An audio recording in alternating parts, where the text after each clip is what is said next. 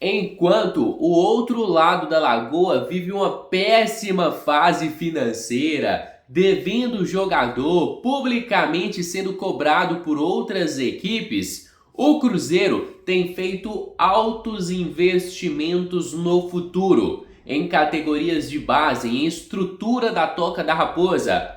E eles zoaram muito o Cruzeiro no passado e merecem tudo que estão passando agora e sinceramente vai piorar. E eu fico muito triste com uma notícia dessa. Eu vou colocar aqui na tela para vocês agora a diferença entre os dois. Enquanto um está devendo os jogadores, o outro está fazendo grandes investimentos no Cruzeiro. E eu vou colocar aqui na tela para vocês as principais falas do Pedro Júnior, que fala sobre o planejamento da diretoria, os aportes que estão sendo feitos para que no futuro o Cruzeiro se torne sustentável, para que os investimentos do hoje traga retorno financeiramente no futuro. Eu vou colocar agora na tela para vocês, só que antes eu peço que deixem aqui o seu gostei, que se inscreva no nosso canal, porque sua participação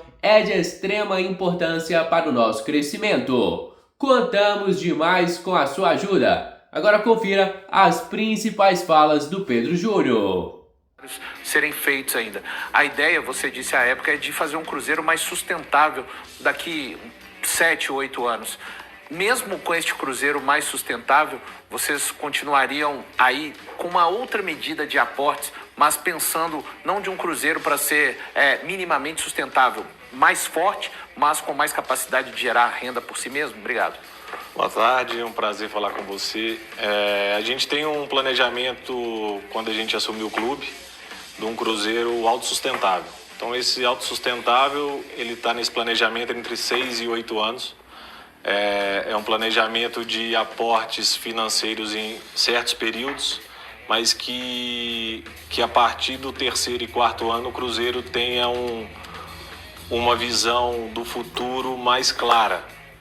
Então a gente sabia desde o início que a gente fez a aquisição que a gente deveria fazer um aporte financeiro mais alto.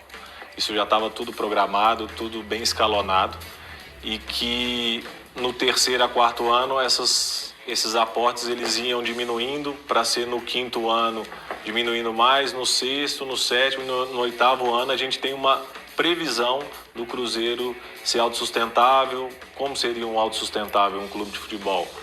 Ter mais patrocínios, disputar as principais competições, sempre figurar em finais de campeonatos, automaticamente venda de atletas, venda de ativos, formação, conseguir revelar, Sócios, né? Também. Revelar jogadores com mais frequência, não esporadicamente. E o sócio-torcedor automaticamente, com o Cruzeiro bem, o Cruzeiro figurando nas finais, o sócio-torcedor aumentando e tudo isso com o apoio incondicional da nossa torcida. Ô Pedro, eu queria ouvir de você, nós que acompanhamos o futebol, e principalmente da virada que aconteceu, principalmente se a gente pegar o jogo contra o São Paulo. O Leonardo Jardim, em algumas coletivas, 2 ou 3 coletivas antes do jogo contra o São Paulo, ele tinha falado sobre o elenco, que não era o elenco que ele tinha montado, que ele esperava futuramente, ele ia começar a colocar mais a cara dele. Mas a virada aconteceu. Você que participou de perto ali, qual foi esse ponto de virada? O porquê que você vê que você efetivamente aponta assim, aconteceu por causa disso, disso, disso? Como que foi o trabalho dele? Como que você viu esse trabalho, essa virada que a gente está vendo e está chamando muita atenção do futebol brasileiro, esse Cruzeiro de hoje?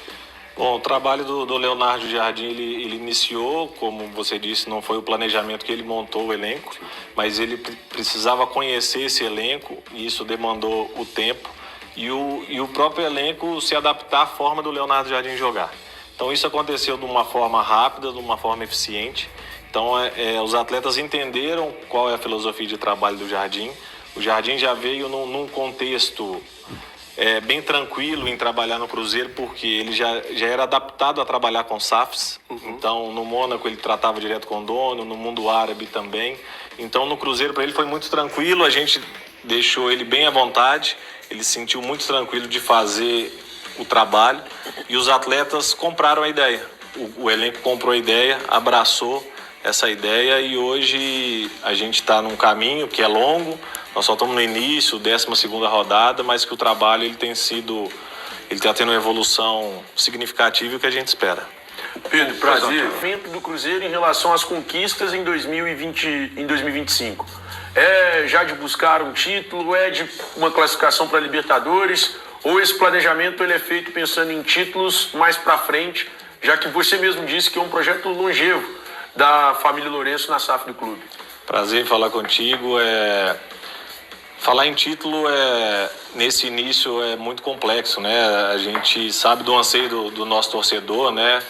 E a gente quer entregar esse título o mais rápido possível, porque a gente entende que o torcedor precisa desse título, o Cruzeiro precisa estar figurando, mas a gente tem muito pé no chão.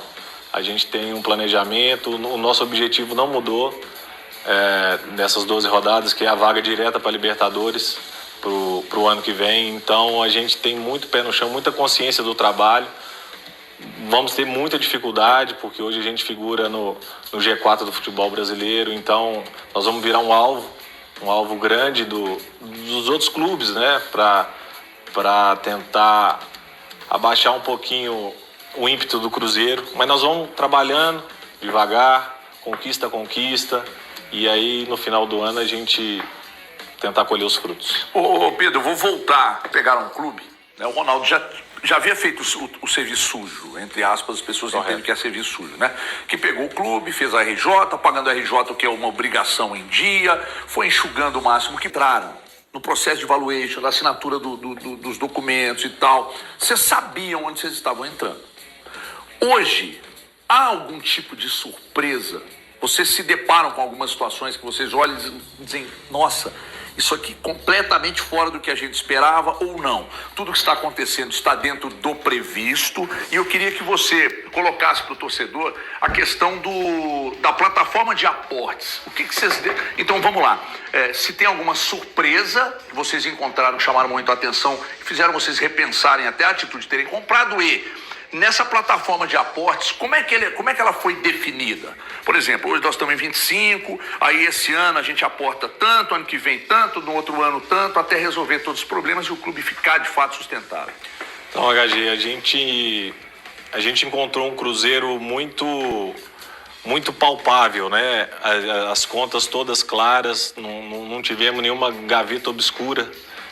O Ronaldo fez uma gestão espetacular no Cruzeiro, de reestruturação, na parte econômica, na parte estrutural.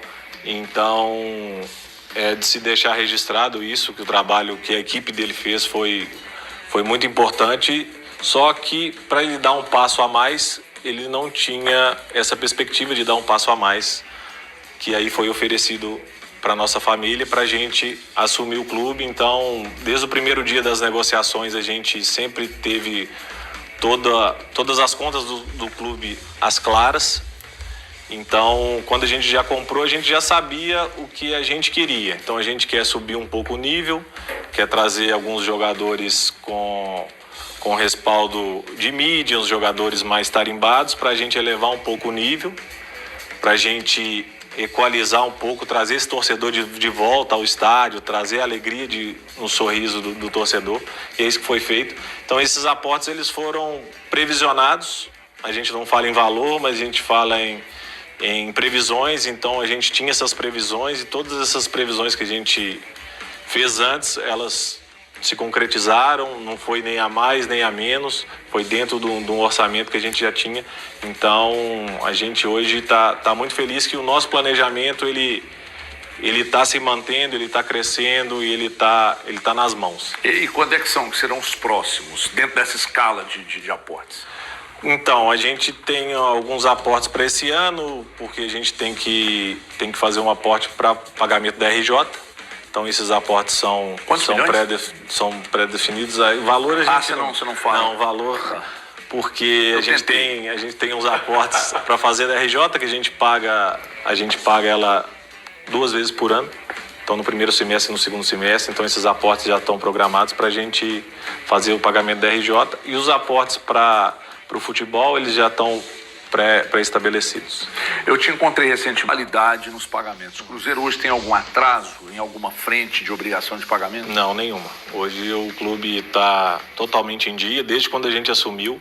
Então o Cruzeiro tem quase um ano e meio da nossa gestão, ele não atrasou nem um dia o pagamento. O Elton fala daqui a pouco, Thiago, Valu também, mas... Então é isso, família. Vamos encerrar por aqui mais um conteúdo do nosso canal. Você aí de casa, torcedor cruzeirense, que é novo por aqui, já seja muito bem-vindo. Se inscreva no nosso canal, deixe o seu gostei, ative as notificações e tamo junto demais. Fica agora com meu grande abraço, fica com Deus e até a próxima. Fui!